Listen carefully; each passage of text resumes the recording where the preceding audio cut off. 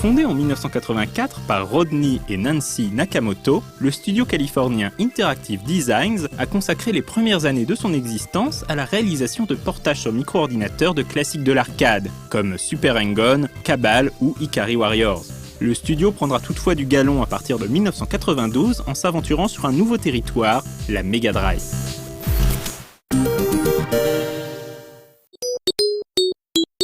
C'est avec un héros pas comme les autres qu'Interactive Designs débarque sur la machine de Sega, Green Dog. Green Dog est un surfeur à l'attitude nonchalante venu dans les Caraïbes s'adonner à sa passion pour les rouleaux. Mais après s'être frotté d'un peu trop près à une vague, il se retrouve affublé d'un mystérieux pendentif en or. Une fille en bikini qui se trouvait justement dans les parages lui explique alors qu'il s'agit d'un ancien médaillon aztèque porteur d'une terrible malédiction. Tant que Green Dog n'aura pas retrouvé et restitué le trésor perdu des Aztèques, il sera agressé sans relâche par l'ensemble de la faune locale. C'est genre pas cool du tout, man. Green Dog devra donc voyager d'île en île à l'aide de son hélico pédalo pour retrouver les différentes pièces du trésor aztèque, utilisant son fidèle frisbee pour se débarrasser des oiseaux, piranhas et autres crabes se montrant un peu trop entreprenants. Chaque stage est conclu par un ancien temple dont il faudra triompher, que ce soit en battant le boss local ou en survivant à une épreuve comme une virée mortelle en skateboard. Avec ses musiques entraînantes, ses graphismes colorés, ses sprites de grande taille et son humour décontracté, Green Dog obtient des critiques positives dans la presse et attire l'attention de Sega of America, qui décide de racheter Interactive Designs afin de l'intégrer dans son pool de studios de développement américains. La société devient donc Sega Interactive Designs, mais elle finira par être simplement connue sous le nom Sega Interactive.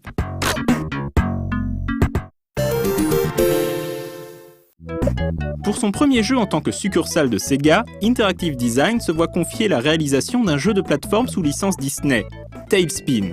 Plus connu en français sous le nom Super Baloo, TaleSpin est une série animée du début des années 90 dans laquelle les personnages emblématiques du livre de la jungle deviennent des as de l'aviation. S'inspirant autant de l'ambiance pulp d'Indiana Jones que des œuvres de Miyazaki Hayao, TaleSpin est le matériau parfait pour un jeu vidéo. D'ailleurs, Interactive Design s'était déjà frotté à cette licence en 1991, mais sur PC Engine. Soyons francs, TaleSpin sur Mega Drive n'est pas un très bon jeu, mais il restitue fidèlement l'univers visuel de la série. Dans la peau de Baloo ou de son jeune comparse Kit, 1 à 2 joueurs doivent réaliser un tour du monde en moins de 7 jours. Il s'agit donc d'arriver au bout de chaque étape le plus rapidement possible, tout en affrontant les sbires de Shere Khan et les pirates de l'air de Don Carnage, et surtout en collectant 10 caisses parfois bien cachées. Le joueur devra régulièrement utiliser sa matière grise pour triompher des niveaux, par exemple en empilant des caisses pour atteindre des zones en apparence inaccessibles. Le jeu alterne stages de plateforme et séquences de shoot'em up aux commandes de l'avion de Baloo. Interactive Designs réalisera l'année suivante une version Game Gear du jeu.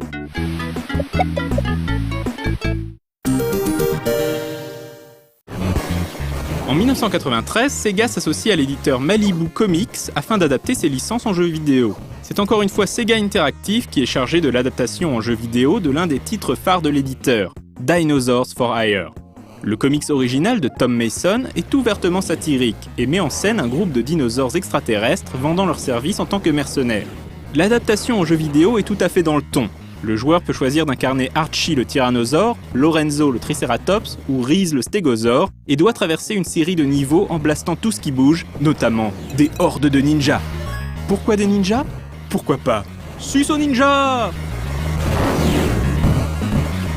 Bien que particulièrement bas du front, Dinosaurs for Hire est un run and gun amusant mais assez difficile, dont le gameplay est très inspiré du mythique Contra.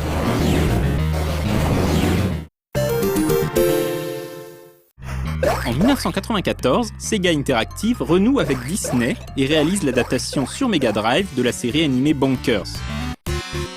Cette série, inspirée de Qui veut la peau de Roger Rabbit, se déroule dans un monde où les humains cohabitent avec les Toons. La série animée suit les enquêtes déjantées de Bonkers D. Bobcat. Autrefois star de cartoon, Bonkers travaille désormais pour la police d'Hollywood et tente d'aider ses équipiers humains à résoudre divers crimes. Bonkers, le jeu vidéo, propose aux joueurs de participer à 4 mini-jeux.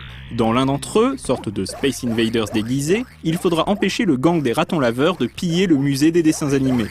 Dans un autre, il s'agira de construire un mur de briques afin de stopper l'assaut d'une machine infernale.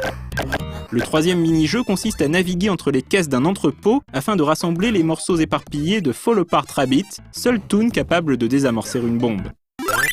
Enfin, le dernier mini-jeu est une course-poursuite en voiture dans les rues d'Hollywood. Assez joli et coloré, Bonkers n'a malheureusement pas grand intérêt, et on fait vite le tour des activités proposées. Sans compter que la maniabilité laisse parfois à désirer, notamment lors des phases de conduite.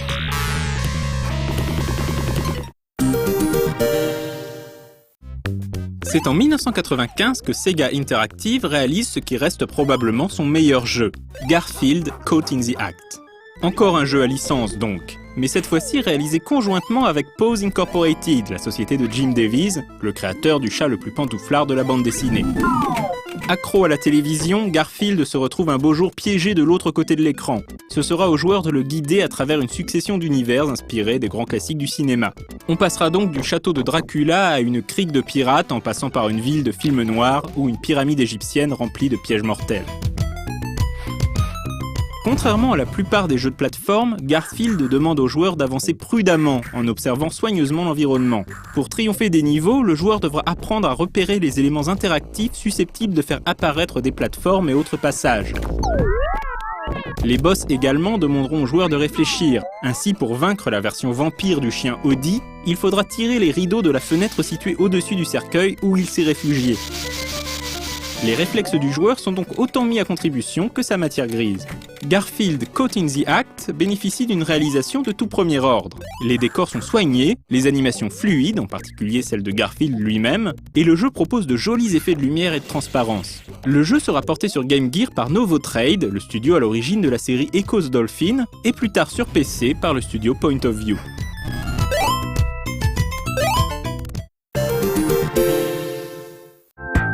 Les fans de Sega n'auront pas manqué de relever que ce Retro & Magic n'a pas abordé ce qui reste l'une des créations les plus célèbres de Sega Interactive, le jeu de baston Eternal Champions. Ce jeu et ses dérivés seront le sujet d'un futur épisode de l'émission.